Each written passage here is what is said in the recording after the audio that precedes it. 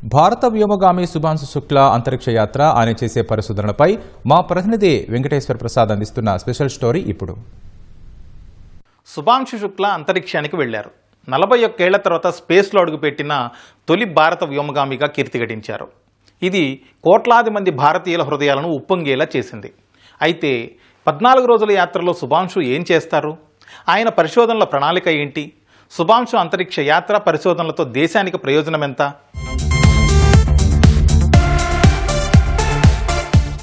రాకేష్ శర్మ అంతరిక్ష యాత్ర చేసిన 41 ఏళ్ల తర్వాత స్పేస్కు వెళ్లిన భారత వ్యోమగామి శుభాంశు శుక్లా అక్కడ ఏం చేస్తారు? ఇది అందరికీ ఆసక్తి కలిగించే అంశమే. ఆ వివరాల్లోకి వెళదాం ఇప్పుడు. శుభాంశు అంతరిక్ష యాత్ర భారత్కు ఒక శుభారంభం. అంతరిక్ష శక్తిగా ఎదగాలన్న మన దేశ సంకల్పాన్ని బలంగా చాటుతున్న ఘట్టం. ఈ యాత్ర భవిష్యత్తులో దేశానికి ఎన్నో ప్రయోజనాలు చేకూర్చబోతోంది. 2022లోనే భూకక్షలోకి వ్యోమగామిని పంపాలని ఇస్రో ప్రయత్నించినా అప్పట్లో కుదరలేదు.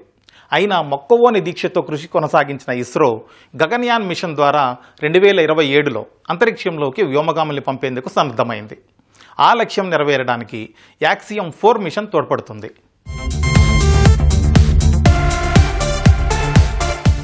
ఈ యాత్ర ద్వారా ఐఎస్ఎస్పై శుభాంశుకు లోతైన అవగాహన వస్తుంది.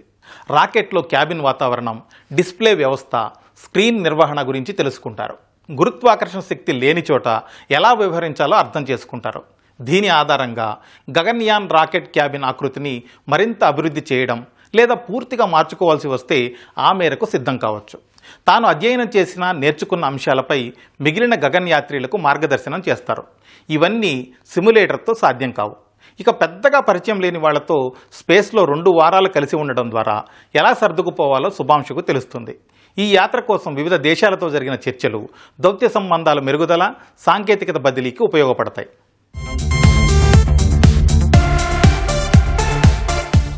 భవిష్యత్ అంతరిక్ష పరిశోధనలపై ముఖ్యమైన సమాచారాన్ని శుభాంశు శుక్లా సేకరిస్తారు. అంతరిక్షంలో మనిషి ఆరోగ్యం ఎలా ఉంటుంది, జీవ వస్తుశాస్త్రాలపై పరిశోధనలు ఈ టూర్లో భాగమే. భూమి కింది కక్షలో సూక్ష్మ గురుత్వాకర్షణ పరిశోధనకు యాక్సియం 4 మిషన్ కీలకమని నాసా, ఇస్రో భావిస్తున్నాయి. భవిష్యత్తులో వివిధ గ్రహాలు సహా రోగశీల ఆవాసానికి అనుకూలతలు పరిశీలించడం అంతరిక్ష పరిశోధనల ప్రధాన లక్ష్యాల్లో ఒకటి. అందులో భాగంగానే చంద్రుడు, అంగారకుడు సహా వివిధ గ్రహాలపై ప్రయోగాలు జరుగుతున్నాయి. ఇక 2028లో ఇస్రో వీనస్ ఆర్బిటల్ మిషన్ చేపట్టబోతోంది. ఇది భారత్ నిర్వహించే 2వ గ్రహాంతర ప్రయోగం. అప్పటికి శుక్రగ్రహం భూమికి అత్యంత దగ్గరగా వస్తుంది.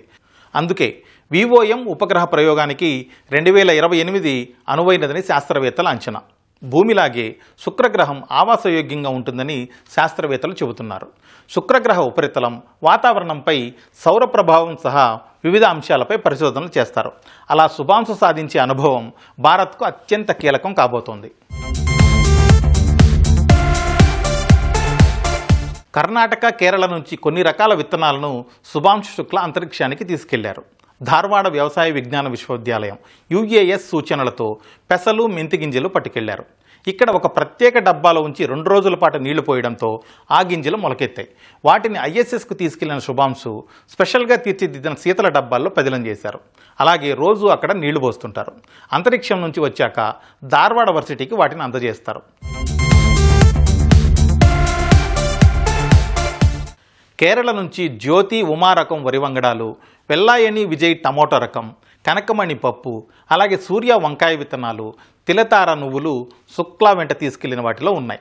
అంతరిక్షంలోకి ఈ విత్తనాలు ఎందుకు తీసుకెళ్లారు అంటారా? ఎందుకంటే ఐఎస్ఎస్ సూక్ష్మ గురుత్వాకర్షణ వాతావరణంలో ఉంచి తిరిగి భూమికి తీసుకొచ్చాక విత్తనాల్లో ఏర్పడిన జన్యు మార్పులను అధ్యయనం చేస్తారు. ఆ తర్వాత వాతావరణ మార్పులను తట్టుకునే పంట రకాలను ఇక్కడి శాస్త్రవేత్తలు అభివృద్ధి చేస్తారు. ఇక పెసలు, మెంతులు అంతరిక్షానికి తీసుకెళ్లడానికి ప్రత్యేక కారణం ఉంది. వర్షం లేని ప్రాంతాల్లోనూ పండే అరుదైన పంటలు పెసలు, మెంతులు. అంతరిక్షంలో ఆహార పదార్థాల తయారీ అంత సులువేమీ కాదు. భూమి నుంచి అంతరిక్షానికి ఆహారం పంపాలంటే ప్రతి కిలోగ్రాముకు కనీసం $40,000 ఖర్చు అవుతుంది. ఒక వ్యోమగామికి రోజుకు 1.8 కిలోల ఆహారం అవసరం. అక్కడికి ఆహారాన్ని పంపడం, భద్రపరచడం, తినడం కూడా చాలా సవాళ్లతో కూడుకున్న పని. ఈ పరిస్థితుల్లో ప్రస్తుత ప్రయోగాల సఫలమైతే ధాన్యం, గింజలు, మొలకలతో అంతరిక్షంలో ఆహార సమస్యకు కొంతవరకు పరిష్కారం లభించే అవకాశం ఉంది.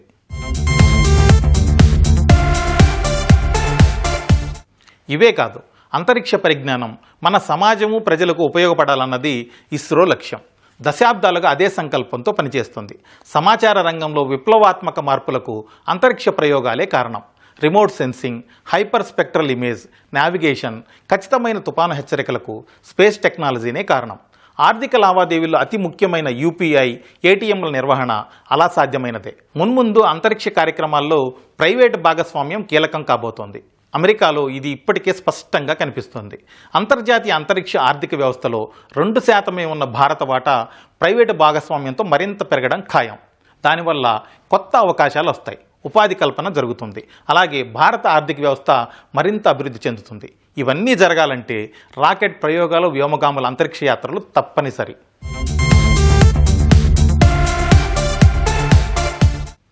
అంతేనా అంటే ఇంకా చాలానే ఉంది. సమీప భవిష్యత్తులో శాస్త్ర పరిశోధనలు, ఖనిజ వనరులను తవ్వి తీసుకురావడానికి అంతరిక్షంతో పాటు చందమామ, అంగారకుడిపైకి యాత్రలు చేయాలని చాలా దేశాలు ప్లాన్ చేస్తున్నాయి. ఏఐ, క్వాంటమ్ టెక్నాలజీ, శుద్ధ ఇంధన రంగాల్లో అమెరికా, చైనాతో పోటీపడే స్థాయిని భారత్ అందుకోవాల్సి ఉంది. అంతరిక్ష పరిశోధనలో మాత్రం ఆ దేశాలను ఢీకొట్టగల శక్తి ఉందని ఇప్పటికే చాలా బలంగా చాటింది. గగన్యాన్ ద్వారా అంతరిక్షానికి భారతీయుల రాకపోకలు మొదలయ్యాక చంద్రుడు, అంగారకుడి పైన మానవ ఆవాసాల నిర్మాణానికి మన దేశం సిద్ధమయ్యే అవకాశం ఉంది. 2035 నాటికి సొంత అంతరిక్ష కేంద్రం నిర్మాణానికి భారత్ ప్రణాళికలు రూపొందించింది. 2040 కల్లా చంద్రుడిపైకి భారతీయుడిని పంపడమే ధ్యేయంగా ముందుకెళ్తోంది. ఇస్రో సంకల్పానికి యాక్సియం 4 మిషన్ తొలిమెట్టు. అంతరిక్ష ప్రయోగాలు, పరిశోధనల్లో ఇస్రో మౌన భాగస్వామి కాదు, క్రియాశీల సమాన భాగస్వామి. ఆ విషయాన్ని తెలియజెప్పేలా భారత బృందంతో కలిసి అమెరికా వెళ్లిన ఇస్రో చైర్మన్ నారాయణన్ యాక్సియం 4 మిషన్లో పాల్గొన్నారు.